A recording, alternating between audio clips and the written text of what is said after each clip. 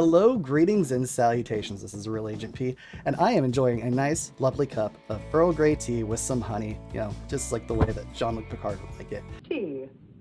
Earl Grey, perhaps.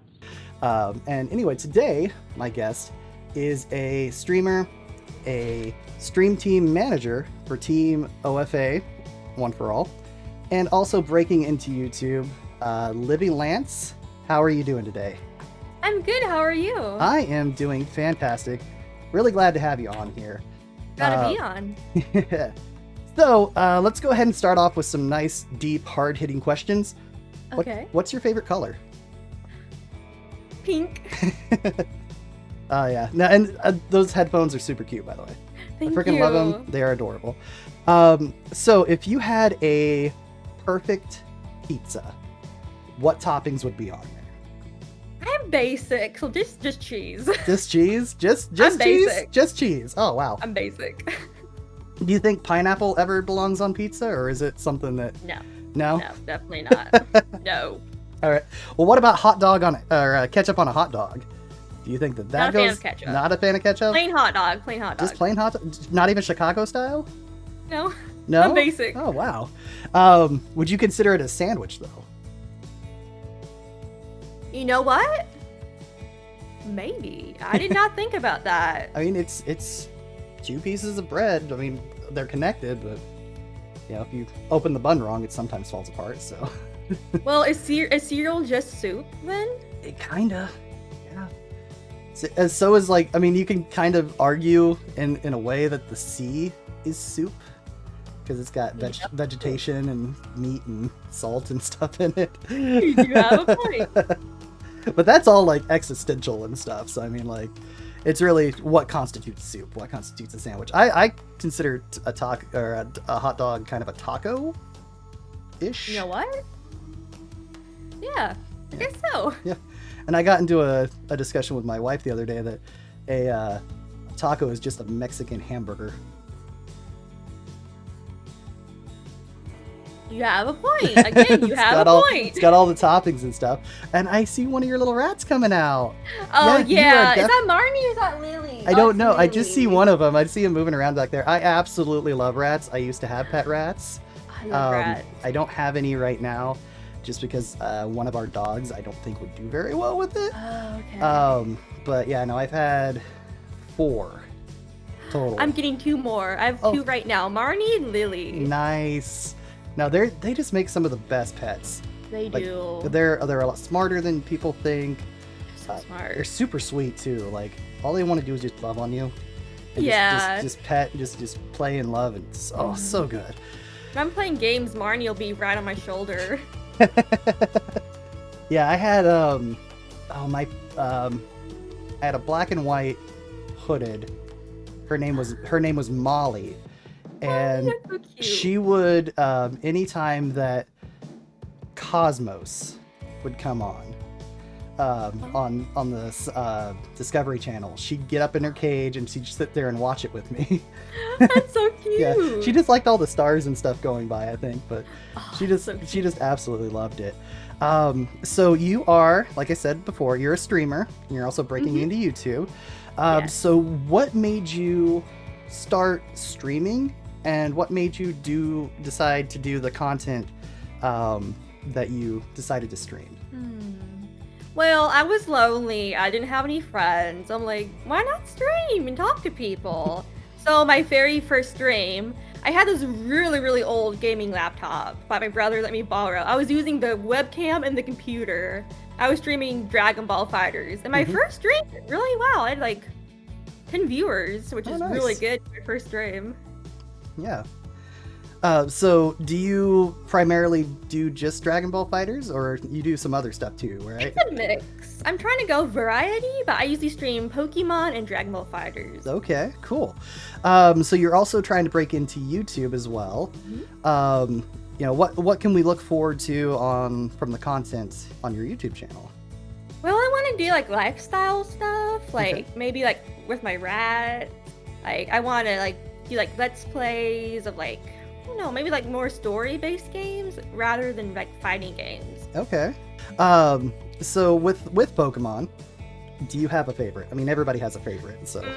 So Clefairy. Clefairy. Okay, cool. Yeah, my wife's is Eevee, as you can see from the Love it. picture, and I showed before we started recording. I like panned up so you could see her Eevee shelf and everything. Yeah. And her favorite evolution is Sylveon. Like Mine too, a woman of culture. Yep, exactly.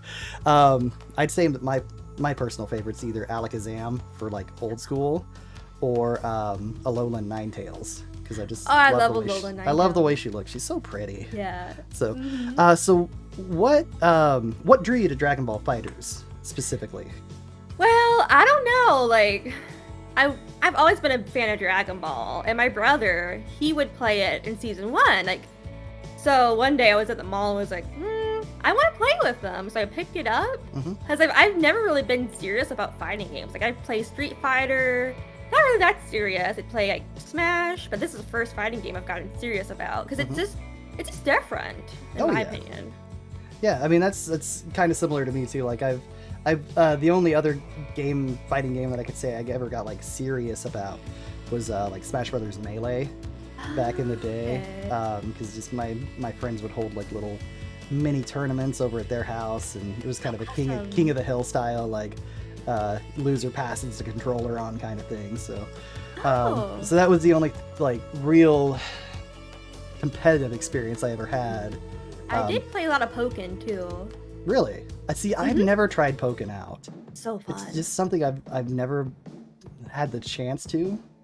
I've always like looked at it and like, man, it seems like right up my alley because it's a Pokemon fighting game. Yeah. It's not a 2D fighter though, and I usually love 2D fighters, but I love Pokken. I wish more people played it.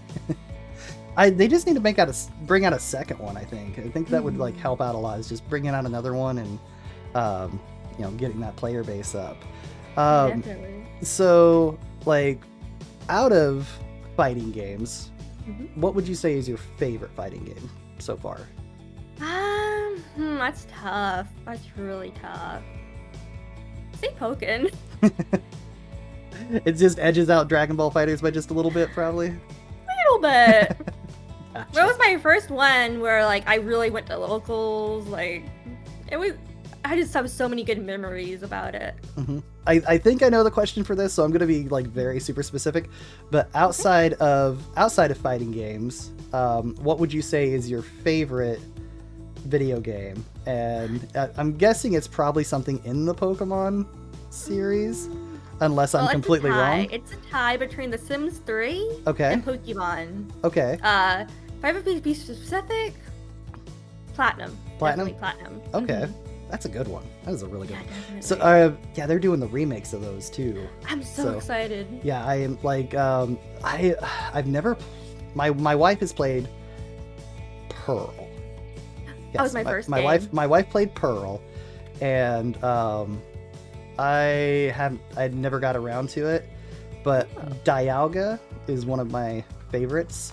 So I'm really looking forward to Platinum, so I can, go get myself a Dialga. And Yeah, it's so cool. I love Dialga. I love Giratina more though. Yeah, Giratina looks really cool. But I don't know, just there's something about just a steel dragon that can warp time. Yeah, definitely. It's pretty cool. Yeah, it is cool. All right, so outside of streaming and gaming, what are some of the hobbies that you have? What are some things you do just to like chill out and relax when you're not doing the gaming thing? I love sewing. Okay. I really love sewing. Like, Marnie will be on my shoulder while I just sew something. I actually sewed all of their hammocks and their like pans, like their covers for their like pans. Okay. Nice. Yeah. I just love sewing. I was gonna say, I see the little like hammocks and stuff in the background in there. That's super cute. And I know like one of your I think your Twitter header is a picture of them in their hammock together, and it's adorable. We love it. They're outgrowing it though. I really? made it for them when they were babies, and I made them a bigger one, but they just love that one. Yeah, I mean, if they get into something they really like, they're gonna stay there as long as they can. So do you do any kind of cosplay or anything with your sewing, or? I want to. Okay. Like I what? usually just sell like basic stuff like hammocks and skirts and tops and dresses. Okay. I do want to sell my own cosplays. Okay. What would be one that you'd want to do? How Aerith, definitely. Aerith? Oh, that's a good Final one. Final Fantasy. Yes. Yeah, I'm a huge Final Fantasy nerd. I've got Thank you. all of those back there. So And cool. The books back there are the Ultimanias, so like got all the artwork and like backstory on everything and So cool. how like everybody ties to everybody. It's super in depth. So but cool. Yeah, the series is so in depth. I've only played 7. oh, I played the original, not the remake yet. I'm Oh, that finishing remake's the so original. good. The remake's so good. You need to play the remake. Definitely finish the original first though. Like definitely Okay. get through it and finish it. And then go back and play the remake. Like when I was playing it through for my channel, my wife was playing it with me. Oh. And she had never played the first one. And there would be times where she's like, "Was this in the first one?" I'm like, "Yes, this was in the first." And then there's other times she's like, "Was this in the first one?" I'm like, "No, they added so much." Yeah, they added so much because like the remake is just through going from like the beginning of the game to getting out of Midgar. So Okay. like you would think that it's short, but no, it's like I think it took us like 45 hours or something to get through. Really? Yeah. And the graphics look beautiful. Oh, they're so good. Like it's so well done. I'm very excited for Intergrade coming out, which is the kind of updated version for the PS5 with Yuffie and everything. So if you have a PS5, I would say maybe just wait for that to come out in June and then just grab it so that way you can have it Will all. be on PC. Yeah, it definitely will be on Okay. PC. So Okay, I'm PC Master Race. oh, okay. And we can still get along because I just like I said, I just got my PC, so I'm learning the ways of the master race. So Ooh, yeah. like I've been a console player my whole life, but the power that this thing has in it is just kind of mind blowing. So, so whenever you're sewing and making cute little hammocks for your ratty rats, I'm assuming you're listening to some kind of music. So what would you say is your favorite genre of music, and if you have a favorite artist, who would that be? I listen to all kinds of things. Like I'll listen to like Billie Eilish. I'll listen to like old rock. I'll listen to like I like Doja Cat. I like everything basically. Okay. I like but my favorite genre would have to be like chiptune and lo-fi. Gotcha. Yeah, so just some nice chilling music. Mhm. Yeah, gotcha. Do you play any kind of instruments or anything, or is I this... took piano for like 2 months. Now do you play, whenever you play your fighting games, do you play on fight stick or do you play on pad or Hitbox. hitbox? Okay. Mhm. Yeah, because I know that like piano really helps with that. Oh really? Yeah, because there's some of the like plinking and things. It's got the like motion down. Yeah, So maybe like, my 2 months of taking piano paid off. hey, it's anything, like just Mhm. even a little bit of that helps out. So But Hitbox was so hard at first. Like I was really considering quitting it, but Mhm. when I got used to it, it's so much easier. oh yeah, like So I that's can understand why they call it cheap box now. yeah, you could do some crazy things with it. I've actually thought about picking up one because I still play on this. So Oh yeah. so I really thought about picking up a stick, and if I'm doing it, I think I might get a cheater box instead of like Yeah, a normal stick. Awesome. So I love it. Cause like I didn't grow up like playing in arcades. I grew up on the D-pad, Yeah. So Oh, I just like the D-pad-esque, not the stick. 'Cause Yeah. I can never get used to that. yeah.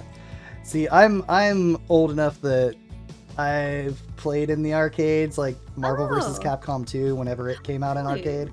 Yeah, I'm a little bit older than I look, which is kind of nice because the baby face going on is really helping me out. But no, so like I can kind of go back and forth between stick and pad and not have an issue. But I know that like Hitbox would be a bit of a time investment in it.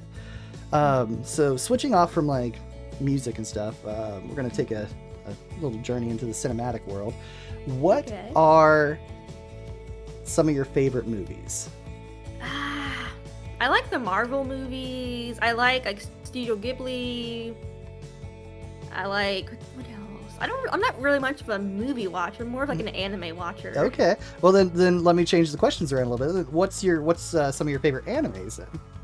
All-time favorites: Attack on Titan. Okay. Nice. And of course, Dragon Ball, of course. Oh, of course, yeah. So, I really like some of the new animes that came out. Like Wonder Egg Priority is really good. Okay. It's like psychological horror, which is not my alley, but I like it. I was gonna say I don't think I've seen that one, so I'm gonna have to. It's a new one. I'm gonna have to check that. I'm gonna have to check that one out then, because I kind of like dark though. It's kind of dark. I kind of like the darker ones. Okay. Like some of the first anime that I was ever exposed to was like Vampire Hunter D. So yeah, definitely like darker anime, and I'm like, yeah, I like this. definitely. So like some of my favorites are like Elfen Lied, that are. Oh, that's a dark one. Yeah, yeah, it gets rough in a couple sections. The anime I'm talking about, it looks so cute at first. Like the art style is so cute, but then it gets really, really dark. But I like stuff like Madoka Magica. I like Higurashi. Am I saying that right? I think so. Yeah. Okay. I like darker animes too, but like psychological, no, I do not like it. Okay.